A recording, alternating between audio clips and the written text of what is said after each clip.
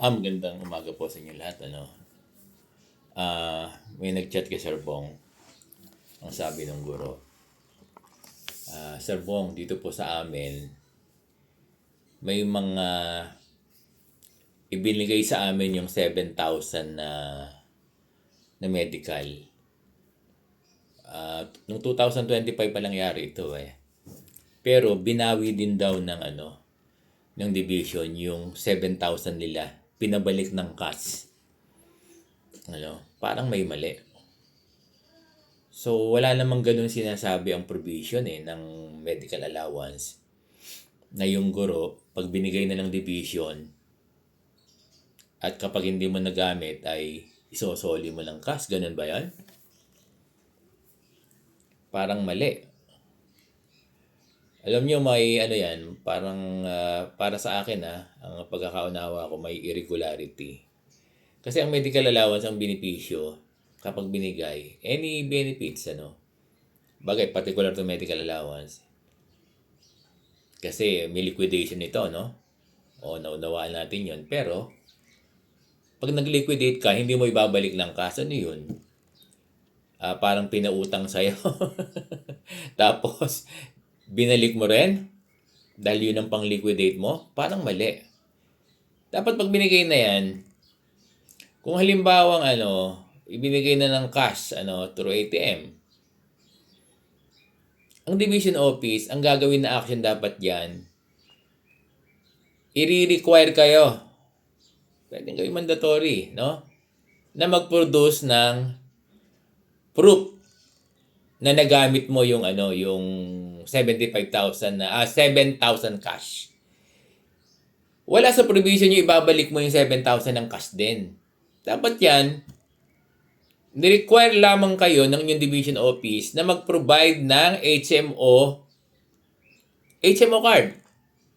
Actually, kahit magkano nga yung HMO kaya lang pinipilit talaga ng ibang division office na dapat yung HMO ay 7,000. Parang nakakalungkot, mali yung interpretation nila. Di ba ang sabi doon ang linaw? Na kapag below 7,000 ay pwede naman at yung sobra ay sa na. Kaya lang balikan natin. Hindi dapat kinuha ng cash. Hindi dapat tinanggap ng cash uli. Parang may mali. Dapat i-refer niyo yan sa region nyo. O kung hindi kayo satisfied sa DepEd, parang may mali dyan Dapat yan, pwede naman kayo, pressure na lang kayo ng inyong division office dahil magli-liquidate sila. Na i-provide nyo yung HMO. Or, kung pinapayagan yung yung resibo OR, official receipt ng medicine na binili mo. Or kung pinapayagan yung konsulta, official receipt ng konsulta mo. Or kung pinapayagan yung official receipt ng pagkaka-hospital mo, hospitalization.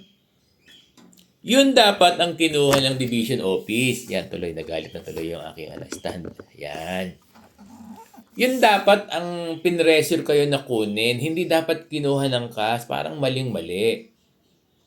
Kasi kung hindi kayo makaka-provide ng HMO card, or hindi kayo makakapag-provide nung kasi pwede rin yung pero case-to-case basis yung official receipt. Kung hindi kayo makakapag-provide, either ang magiging action lang dyan, hindi kayo mabibigyan ng 2026. Oo, dapat yan, hindi kinuha. Maling-mali. Maling-mali. Oo, parang no? Parang may administrative case pag ganyan. For the division office Kung talagang ginawa yan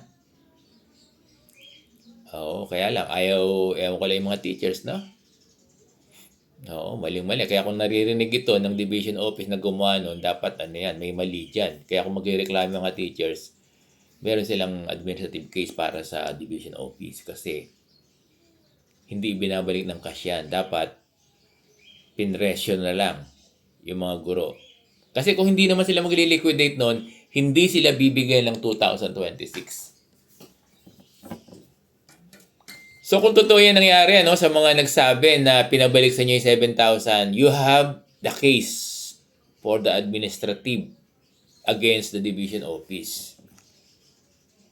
Oo, that is my understanding. Kasi hindi ibinabalik yan ng cash. Ano yan, pinautang sa inyo, gano'n. Lumabas na gano'n eh, pinahiram sa inyo. Tapos binalik nyo din ng cash. Ewan ko, kung marinig ito ng DepEd, paano ang, no? O sana nanonood ang DepEd sa atin, sila Yusek Fatima. May mga ganitong case po, Dear DepEd, no? Na yun daw pong medical allowance, ibinigay ng cash. Yung mga guro, ibinalik din ng cash. Siguro dahil naiinip na yung division office na hindi nila maliquidate, ibalik nyo na lang cash. Kaya tanong nila, ano daw ang gagawin sa cash? Hindi naman pwede ibalik sa sa treasury. Hindi naman pwedeng ihulog uli yan sa Kasi ang cash hindi po pwedeng ibalik yan sa budget ng division office for any Alam ko, hindi po pwedeng ganun Oo. Dahil ang pwede lang magpasok ng pera sa mga account natin ay DBM. Yan ang pagkakaunawa ko. Other than that, hindi mo pwedeng, nilabas mo na yung pera. Yan yung pagkakaunawa ko So yan, kung totoo yung sinasabi nyo, ibinigay sa inyo yung fund ng 2025 ng medical allowance, tapos pinabalik sa inyo, may mali dyan. May mali. May mali dyan. Kaya lang, nasa teachers na kung ipupurso nyo, no? Oo, ayoko naman kayong sulsulan. Ngayon, makipag-usap na lang kayo. Oo. Pero dapat hindi binabalik.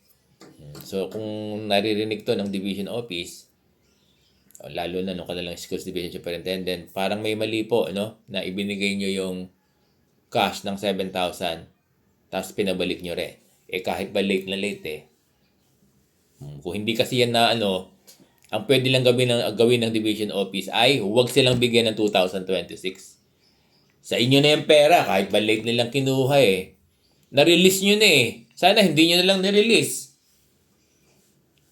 Mag-iisip pa yung mga teachers niyan, bakit pera ang kinuha nyo? No? Bakit po pera ang kinuha nyo? Mag-iisip, saan mapupunta yan? Magkakaroon pa ng issue yan. Dapat ang ginawa ng division office, ni-require o pwede naman i-pressure. Ngayon, kung ayaw magbigay ng teacher ng proof, ng HMO, i-suspend. Yun kasing nasa rules.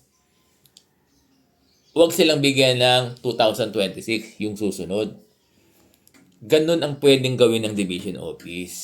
Oo. Hindi dapat yung ibinigay sa yung pera, late yun ang kinuha. Bakit binigay ng division office? Kung late nang kinuha, kahit ba December pa kinuha ng teacher yan Bakit ganun pumapasok sa ATM yan? Paano? Hindi ko maintindihan bakit late kinuha. Late kinuha sa ATM?